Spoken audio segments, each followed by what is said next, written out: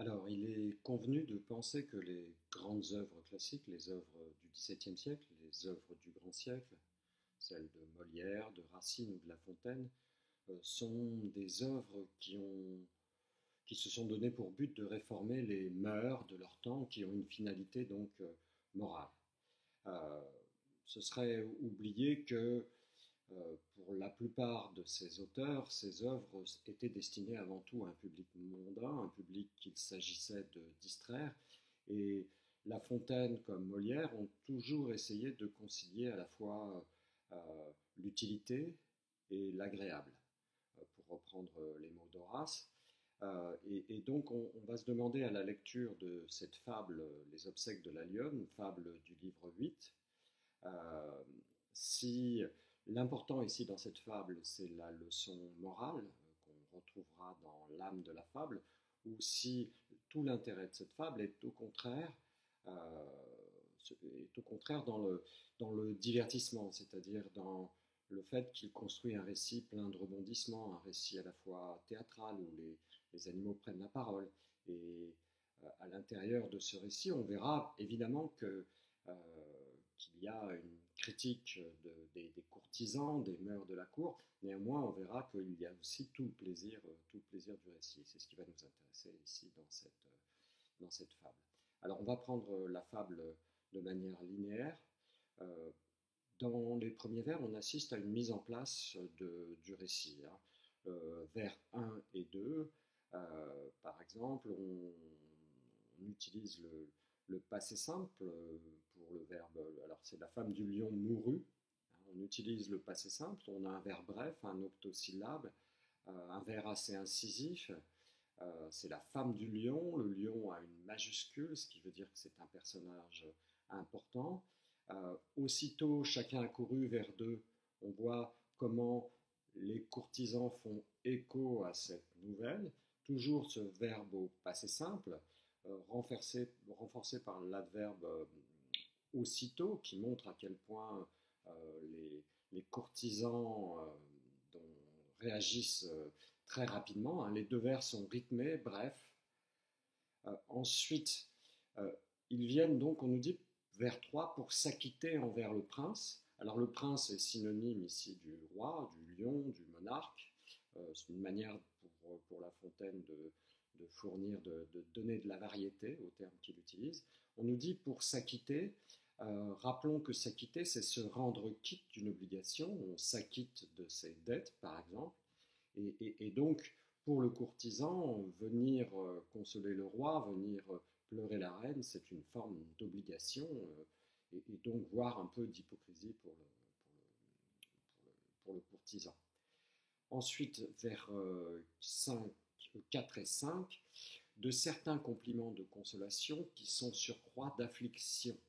Alors, on soulignera qu'à la rime de ces deux vers, on a consolation et affliction qui sont euh, renforcés par la diérèse, sillon, dans les deux cas, ce qui renforce un peu l'importance de ces sentiments. L'affliction, c'est une grande tristesse.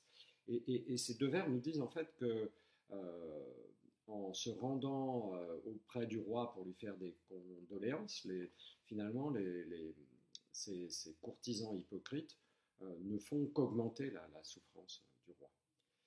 Euh, Ensuite, des vers 6 à 10, c'est l'organisation des obsèques. On nous dit il fit avertir sa province que les obsèques se feraient à un tel jour, en tel lieu, ses prévôts y seraient pour régler la cérémonie et pour placer la compagnie.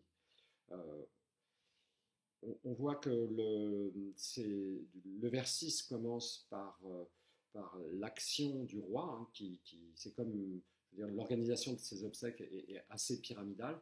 Le roi fait avertir de manière brutale sa province, c'est-à-dire son pays, que les obsèques vont donc se faire. Et on nous dit en tel jour, en tel lieu. Hein, cette répétition du tel, ici à l'hémistiche, hein, un tel jour, en tel lieu, donne un caractère assez autoritaire aux ordres du roi. On voit que immédiatement ses officiers, les prévôts, y répondent hein, pour régler la cérémonie. Et il y a aussi, on peut souligner ici l'importance des 3 verbes à l'infinitif qui fonctionnent un peu comme des impératifs ici. Il faut avertir, régler, placer. On a vraiment quelque chose qui fonctionne avec autorité dans l'organisation de ces obsèques. Le roi est puissant et les courtisans, ses officiers, obéissent. Vers 11, juger si chacun s'y trouva. Alors c'est un verbe qui rompt avec le récit qui s'était poursuivi du vers 1 au vers 10. C'est un verbe qui commence par un verbe à l'impératif. C'est un verbe qui fait parler finalement le fabuliste La Fontaine ici. C'est lui qui nous parle, qui instaure une forme de complicité avec son lecteur. Et ce qu'il veut dire, c'est que, considérant la puissance du roi, considérant ses ordres, euh, les courtisans et tout le royaume a tout intérêt à obéir. Euh, Ensuite, on va passer au deuil du roi.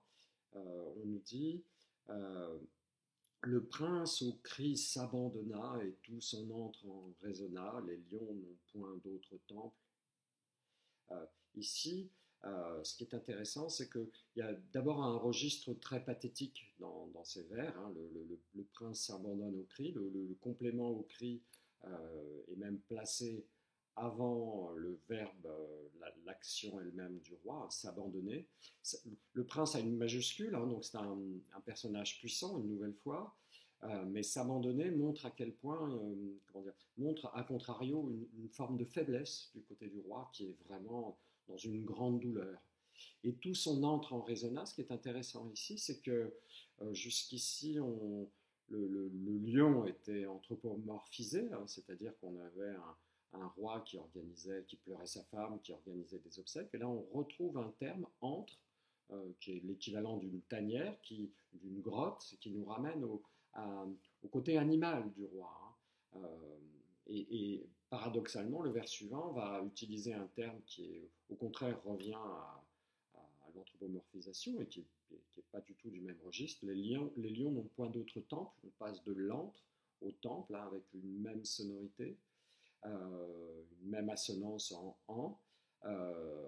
Alors, ce qu'on commence à voir avec ce passage de l'homme à l'animal ou de l'animal à l'homme, c'est qu'il y a une forme peut-être d'augustinisme dans cette fable, comme dans d'autres fables. L'augustinisme vient de saint Augustin, c'est l'idée que l'homme est profondément corrompu pour saint Augustin et pour ceux qui, qui s'en tiennent à sa doctrine même au XVIIe siècle, les jansénistes par exemple. Et donc ce retour, ce retour à la brutalité humaine, pas animale en l'occurrence, est intéressant de ce point de vue.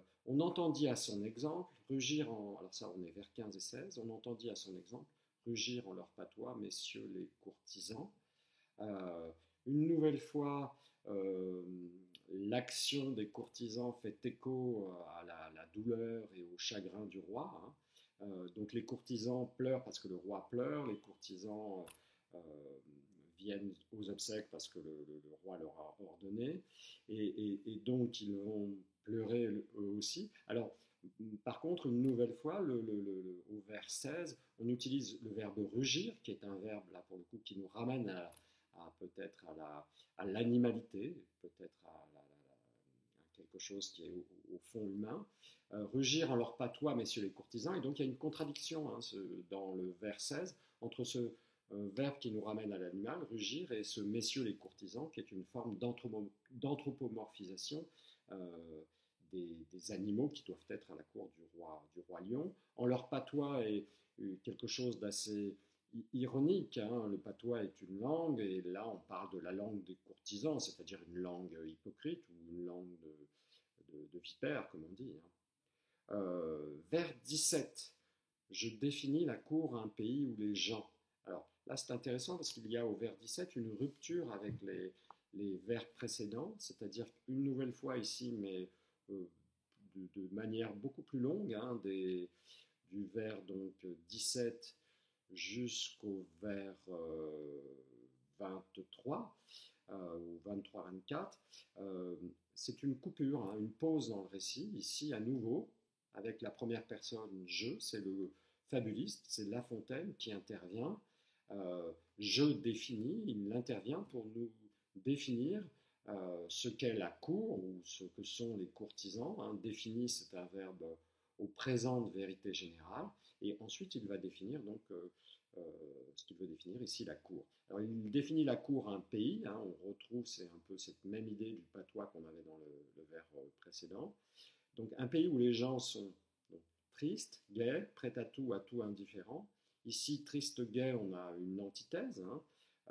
Prêt à tout indifférent, un chiasme. Mais dans les deux cas, il s'agit de montrer à quel point les courtisans sont des hypocrites et qu'ils sont prêts à tout, à revêtir le masque qu'on leur demande finalement.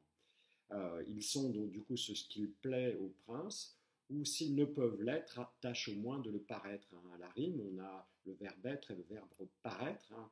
La cour, les courtisans sont pas des gens sincères, sont des gens qui sont essentiellement dans l'apparence. Les vers suivants, on est toujours dans la prolongation de cette définition. Peuple caméléon, peuple singe du maître. Une nouvelle fois, à l'hémistiche, ici on a une répétition de manière anaphorique de ce mot peuple. Peuple caméléon, on comprend qu'ici le courtisan est comparé à l'animal qui se fond, qui se cache dans son environnement. Peuple singe du maître, ici on compare les courtisans aux singes, on revient au règne animal d'ailleurs hein, dans les deux cas, aux singes qui ont la vertu de pouvoir imiter hein, les gestes des hommes. Hein. Donc ce sont, on parle à la fois de leur hypocrisie et de leur mimétisme, hein, de la manière dont ils copient ou suivent ce que le lion décide. On dirait ensuite, alors on est vers 22, 23, on dirait qu'un esprit anime mille corps, c'est bien là que les gens sont de simples ressorts. Ici, dans cette idée d'une cour qui serait une sorte de grand mécanisme dans lequel on retrouverait tous les courtisans et qui s'animerait de manière collective comme une machine, on parle de ressorts ici par exemple, nous fait penser évidemment forcément à la philosophie de Descartes hein, au XVIIe siècle, peut-être le plus grand philosophe français du XVIIe siècle, qui considérait les animaux comme des sortes de machines sans sentiment, sans âme, machines à manger et digérer. Et on sait à quel point les automates aussi étaient des objets, étaient des formes de découverte au XVIIe et au début du XVIIIe, comme le fameux canard de Vaucanson par exemple. On est vers 24, je crois. Pour revenir à notre affaire, ici, c'est une remarque de régie, hein, c'est encore le fabuliste, La Fontaine nous dit en fait que nous allons revenir à notre histoire. Et là va apparaître un nouveau personnage, le cerf. Le cerf ne pleura point, comment eût-il pu faire? Ici, le vers 25 est intéressant parce que ici, l'action négative, pour le coup, qui caractérise le cerf, elle apparaît en 6 syllabes uniquement, à l'hémistiche de cet alexandrin. C'est assez brutal, tout à coup, avec le passé simple.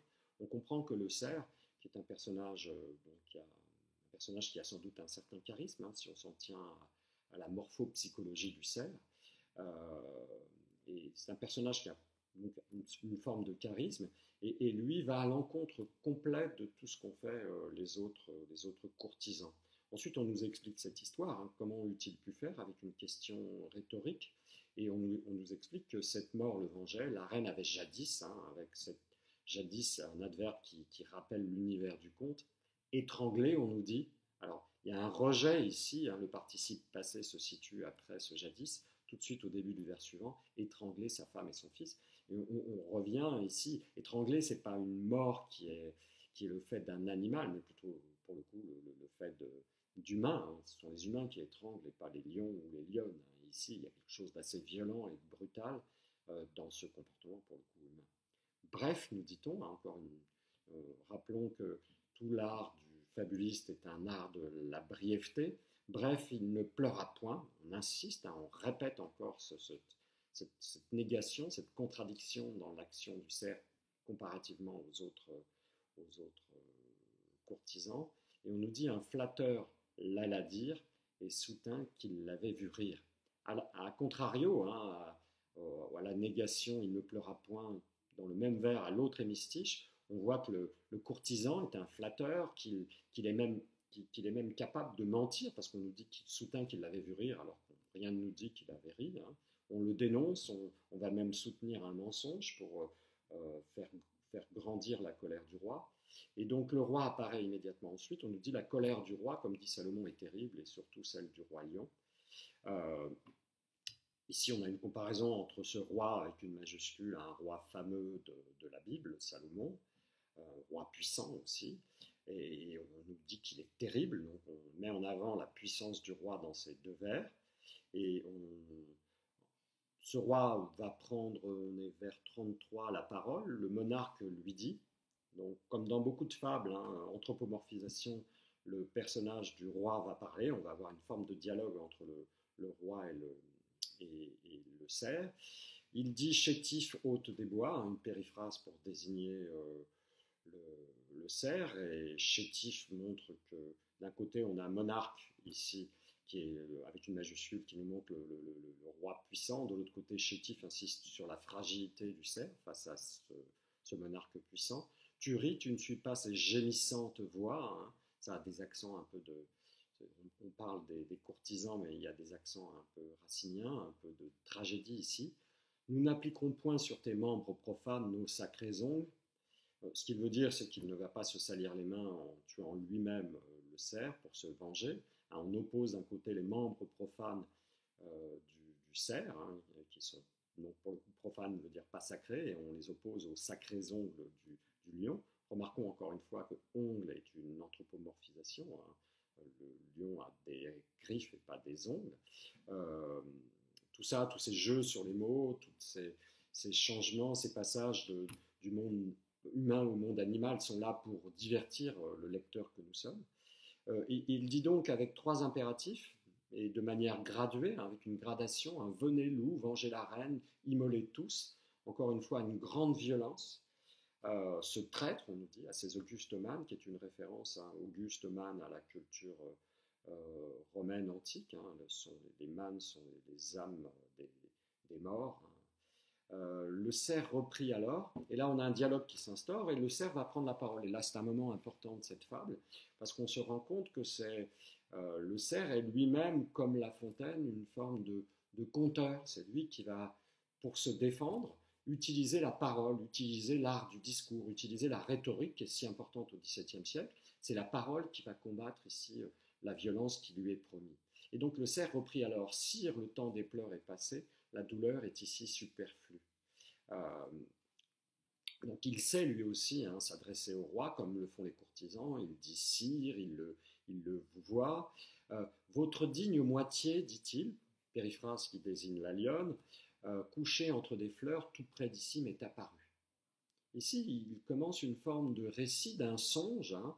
Il parle d'une apparition, il fait une forme d'hypotypose, hein. On a comme un tableau de cette morte qui lui réapparaît au milieu des fleurs, et je l'ai d'abord reconnue, et tout de suite à l'intérieur de son propre récit, à l'intérieur de sa propre fable, ici le cerf est à l'image de La Fontaine, quelqu'un qui nous raconte une histoire, qui raconte une fable, il donne la parole à la reine, ici, très astucieusement. Hein. Ici, c'est une prosopopée lorsqu'on donne la parole à un mort ou une morte. Ami, non, m'a-t-elle dit, garde que ce qu'on voit. Alors on remarquera que la reine qui s'adresse au cerf, cet astucieux, le traite d'ami, le tutoie, et lui dit ensuite, quand je vais chez les dieux, que ce qu'on voit quand je vais chez les dieux ne t'oblige à des larmes. Aux Champs-Élysiens, j'ai goûté mille charmes. Donc on a l'idée que ici, comme un tableau de la reine au paradis, hein, on mélange la culture gréco-latine, on a des dieux au pluriel, on a les Champs-Élysiens, à la culture chrétienne, hein, conversant avec ceux qui sont saints comme moi. Et elle lui dit en gros que laisse agir quelque temps le désespoir du roi, j'y prends plaisir, autrement dit, je l'observe et je suis touché par sa tristesse. À peine on eut ouï la chose qu'on se mit à crier miracle, apothéose. On voit que l'histoire du cerf, la fable qu'a racontée le cerf a fonctionné et donc tous les courtisans sont convaincus. Le cerf eut un présent, nous dit-on, bien loin d'être puni. Et donc on en arrive à l'âme de la fable, hein, ce qu'on appelle parfois la morale. On nous dit à l'impératif: amusez les rois par des songes, flattez-les, payez-les d'agréables mensonges, quelque indignation dans leur cœur soit remplie. Ils goberont la part, vous serez leur ami. Avec une métaphore de la pêche pour montrer à quel point l'imagination peut combattre à la fois la violence, peut convaincre les rois, peut, peut, comment dire, aussi convaincre les courtisans pour le coup, et les tromper à la fois. Et je crois que ce qui est intéressant pour conclure, ce que je dirais, c'est que c'est une fable à la fois qui critique, comme beaucoup de fables, les mœurs de la cour, les mœurs des courtisans, mais c'est aussi une fable qui parle du pouvoir des fables, qui parle du pouvoir de l'imagination, imagination qui permet au cerf de se sauver, imagination qui est l'arme favorite de La Fontaine lui-même. On voit ici que tout l'art de La Fontaine, tout l'art d'animer un récit, de jouer avec les mots, avec des synonymes, avec des périphrases, de faire parler ces animaux, de ménager une forme de suspense aussi dans cette fable. Voilà.